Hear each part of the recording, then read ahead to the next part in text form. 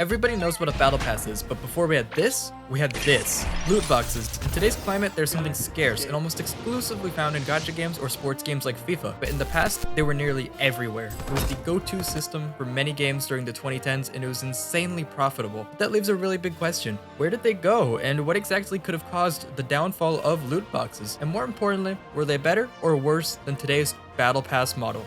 Let's find out. Let's quickly define what this term means. From Wikipedia, loot boxes are consumable virtual items which can be redeemed to receive a randomized selection of further virtual items or loot. Basically, it's just a single-use item that gives you random rewards. If you've played COD Zombies, it's essentially the same as hitting the mystery box. You can get anything as useless as the Springfield or something as incredible as the ray gun. It's pretty much the same concept. For the origins of loot boxes, we're gonna have to go back, way back, and I'm talking like 100 years. Quite literally, at the start of the 20th century, and even a little before, collectible baseball cards became a staple of American culture and surged in popularity. These cards had pictures or drawings of real baseball players printed onto them, and they were often sold in packs or included as a bonus when purchasing chewing gum and tobacco products. The aim of this game was mainly to collect all your favorite baseball players through random chance. Key words right here, random chance.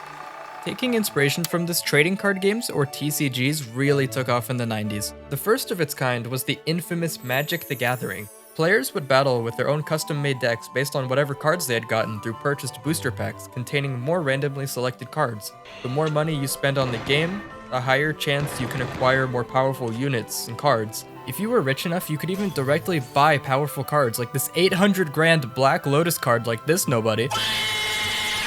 Don't even get me started on this one. By the way, these were in the past couple years, not in the 90s, just so you know. Two other TCGs that you might not have ever heard of are Yu-Gi-Oh! And Pokemon.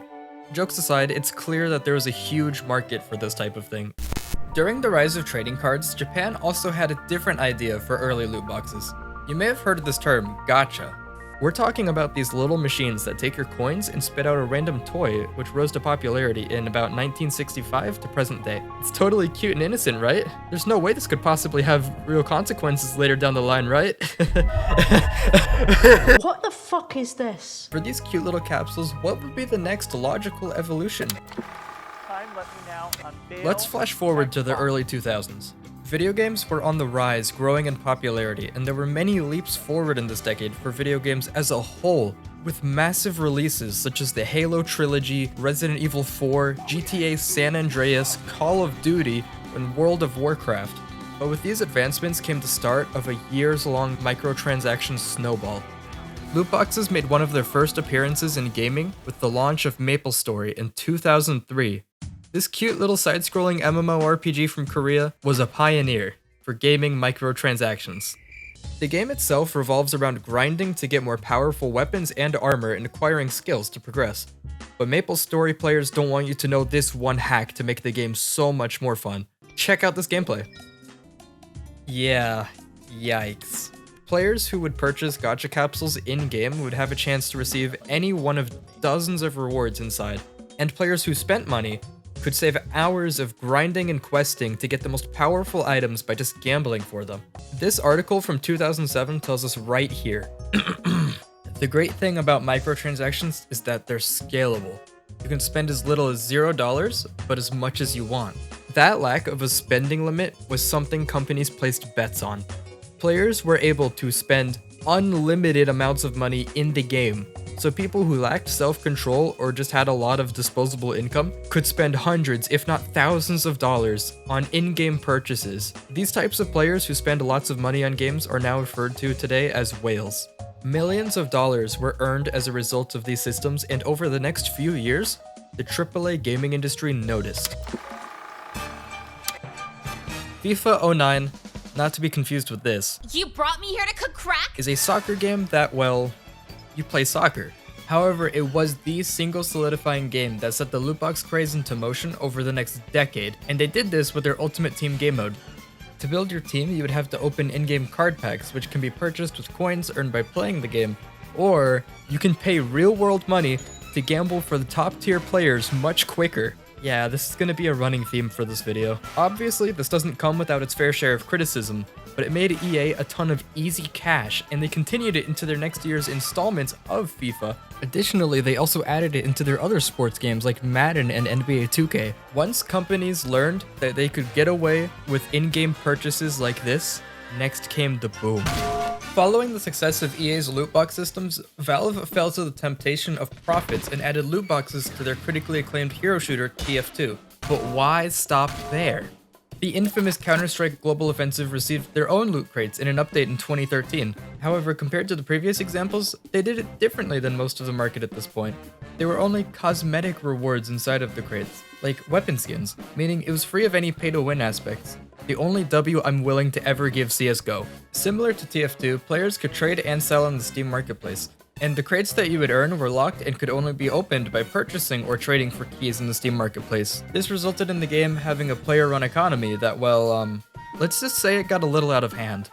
Despite the success of CSGO, EA continued to make all of their next games pay to win. Battlefield 4 had locked some incredibly powerful weapon attachments behind the loot box system. You could still get basic attachments just by leveling up your guns, but there were specific attachments that you can only get through the loot boxes, like this night vision scope that gave you such a blatant advantage over other players. And the only way to get it is through random chance in the loot boxes, because they want you to buy their stupid loot boxes.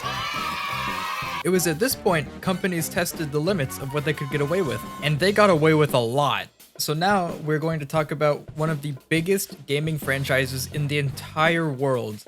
Call of Duty Advanced Warfare came out in 2014, and they had a huge new addition to this installment. COD already had map pack DLC in the game, but decided to layer on a new innovative microtransaction system. I present to you supply drops.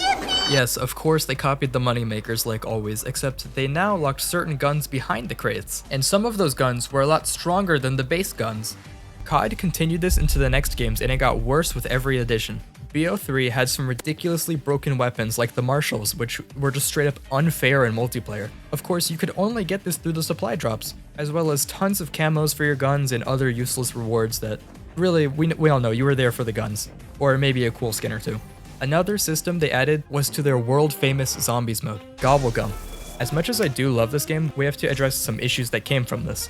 This PvE mode was changed drastically from the system getting added. You had classic gobbles, which you could use as much as you wanted, or you could use these premium gobblegums that gave you a huge advantage over players that didn't grind dozens of hours to obtain these. You could get every perk in the game instantly, or infinite revives with certain gobblegums, as well as infinite points for a minute. Yeah, it was kind of busted, but the thing is, it was absolutely fun. To get them, you had to play games, and you would occasionally be granted the currency to get a random gobblegum in the main menu from Dr. Monty's factory. If you spent a ton of time to get lots and lots of gobblegums like I did, it was an awesome addition to this PvE game mode, and it gave it a lot of replayability. You could even say that about just the classic gobblegums. Or you could spend what would be the equivalent of a house down payment on gobblegums, so you could have potentially unlimited perkaholics like this nut job right here.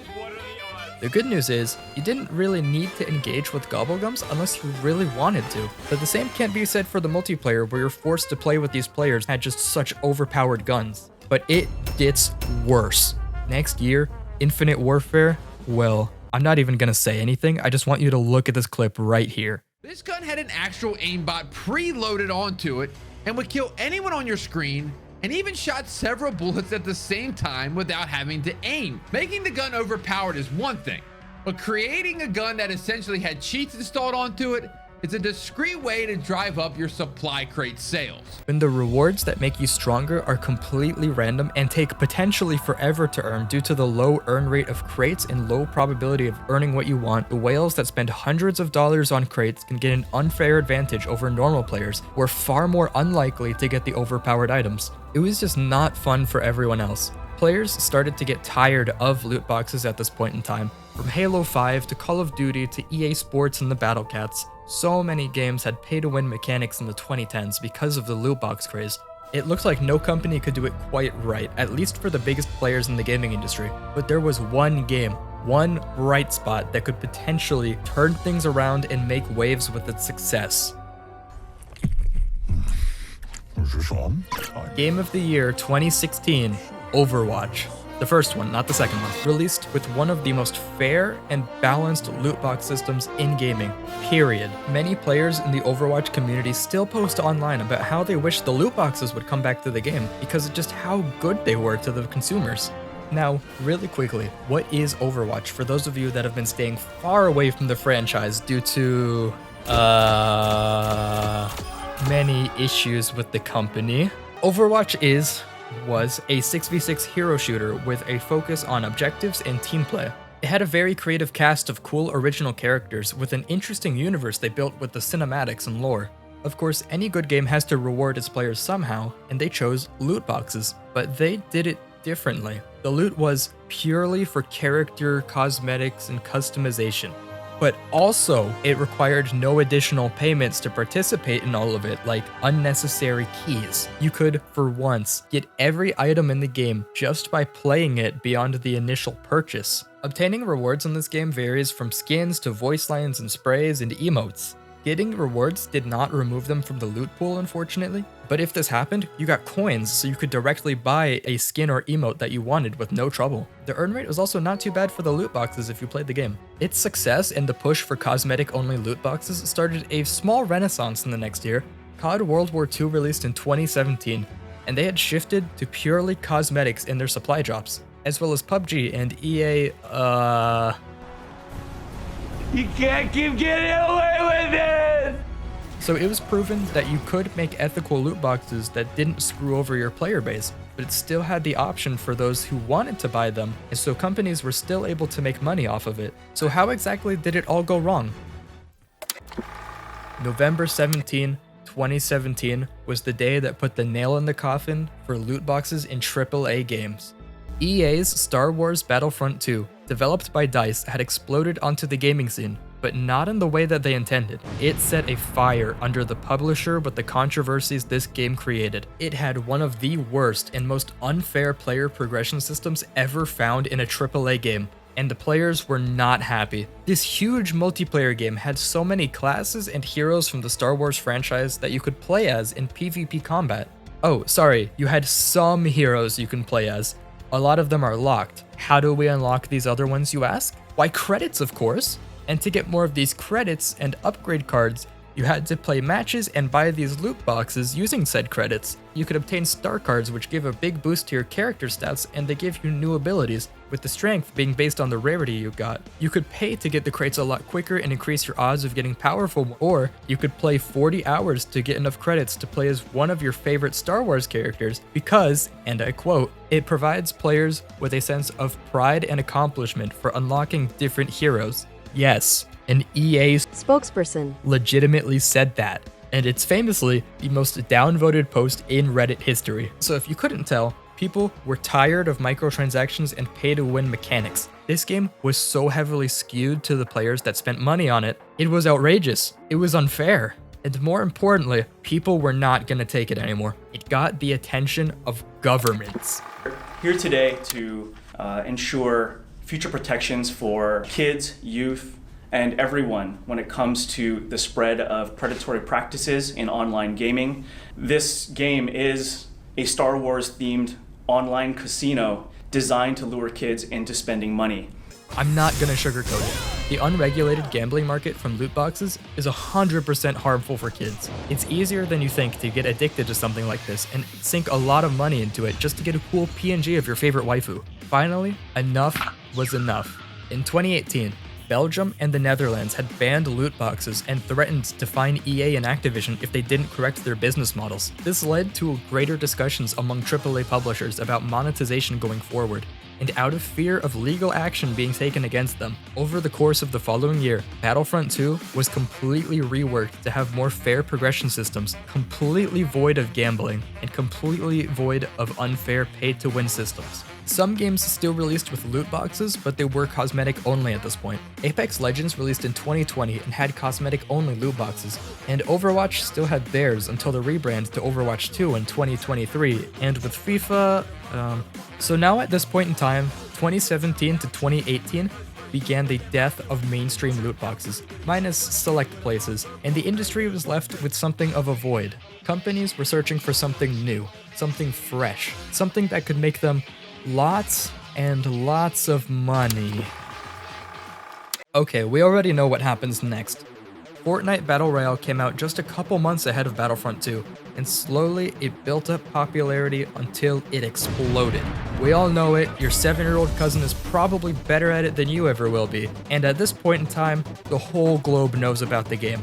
Fortnite popularized the Battle Pass system, a seasonal reward system with a free and premium track that you could level up over the course of a few months. At the same time, having an in-game rotating shop full of skins and emotes and going free to play, it really shook things up. Millions upon millions of dollars were earned from players buying into the system. Fortnite became one of the top dominating games in the entire world. Despite all of its successes, Overwatch went free to play in 2022, as well as several other multiplayer games that were originally pay to play since Fortnite released, like Rocket League, Fall Guys, Destiny 2, CSGO, PUBG, Halo Infinite. We can keep going.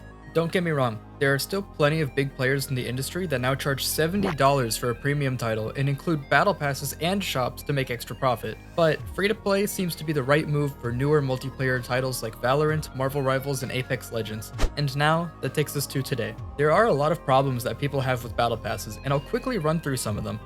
Number one is that the items disappear permanently after the season is done, which means players who bought the battle pass, but let's say for example, didn't have enough time to play during the season, whoops, guess we'll be taking those $10 and you won't be seeing those items ever again.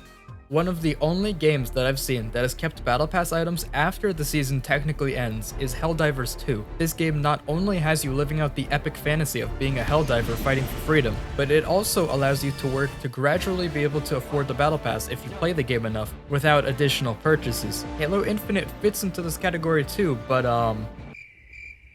another reason people get upset about battle passes is it is usually the only form of progression in a lot of these games nowadays. There's not really a lot of systems outside of that would allow you to really earn anything. Sure, they'll give you a spray or a weapon skin here or there, but there really isn't a whole lot to earn outside of battle passes. So here we are shortly after loot boxes were reintroduced to Overwatch 2, and I'm gonna say it. This is probably the most ethical way that you can do loot boxes in a video game. The official stated reason why they're back in Overwatch is that the game wasn't rewarding enough. This was painfully true. During the Battle Pass era of Overwatch, the only way to get rewards was occasional events or the Battle Pass and the item shop. And the Battle Pass in this game has changed drastically from its introduction. At first, it was the usual 80 tiers of rewards with limited time items, but there were two factors that made this Battle Pass horrific for consumers. Every season there was a new hero. They were locked inside of the Battle Pass at tier 50 for free, or if you paid for it, you could get the hero instantly. This alone causes a whole lot of issues with not being able to play the shiny new hero, but also this completely broke the balance of what was supposed to be a competitive shooter game. If you thought Ramatra was bad when he had his unlimited ultimate, this 700-pound man of pure Samoan testosterone tore up the balance of this game with his abilities that made him nearly unkillable. If you owned this hero, your team was more likely to win that season. There are many clips out there of people leaving a competitive game to buy the Battle Pass just so they could get an advantage with Mauga. It was nuts. This was thankfully changed after that season due to huge player pushback, but man did it suck. Oh, also, they didn't have premium coins in the Battle Pass until Season 10. Overwatch was now at a point where heroes were open for all players to enjoy at all times. And balance patches came out to help mitigate most issues players had with Mauga, so what was left? Energy flows through me. Yeah, there wasn't really much going for free-to-play players beyond that for cosmetics. You would sometimes earn these legacy tokens just by playing the game, and they would let you get old skins and emotes and such, but there wasn't really much to earn outside of your rank PNG. But that all changed after Overwatch Spotlight this year. February 18 was the day Overwatch gave loot boxes a second chance. They were added back to the game, and with seasonal events, you would periodically be able to earn even more loot boxes than normal. As it stands, you can currently earn up to 3 free loot boxes every week just by playing games.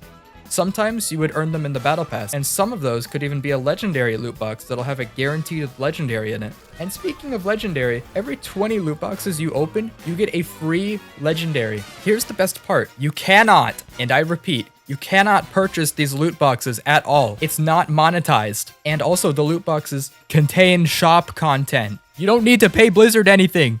I can't stress enough how much this is a game changer for people that don't want to spend money on this game. Everything outside of the Battle Pass is now fair game for every player. You don't need to spend any money. There's no pay to win. You can get shop content for free, and the loot boxes aren't monetized. It's just bonus rewards for people. I'll say it, I'm impressed, Blizzard. You might have made a lot of screw-ups, but this is not one of them. This is awesome. Nowadays, things look a lot different than they used to, at least on the business side of gaming. Loot boxes were, looking back on it, a real stain on the gaming industry at the time. Promoting gambling to young, impressionable audiences can lead to addiction for some people and legitimately ruin people later in life. That's entirely the reason why Genshin Impact got sued by the US government. This very much was a harmful system for us as consumers. Pay to win in any game just sucks the fun out of something that could be so much more. That's entirely why people clowned on Overwatch 2 for locking heroes behind the Battle Pass when it first launched. Battle Passes are definitely a lot better than the loot boxes of the past, and there's still some work to be done, but I'm hoping we're heading in a really good direction. Marvel Rivals has come out recently, and their Battle Pass is available permanently. That's incredible. So I'm really hoping that more games are going to be adopting this permanent Battle Pass style, but we'll have to wait and see.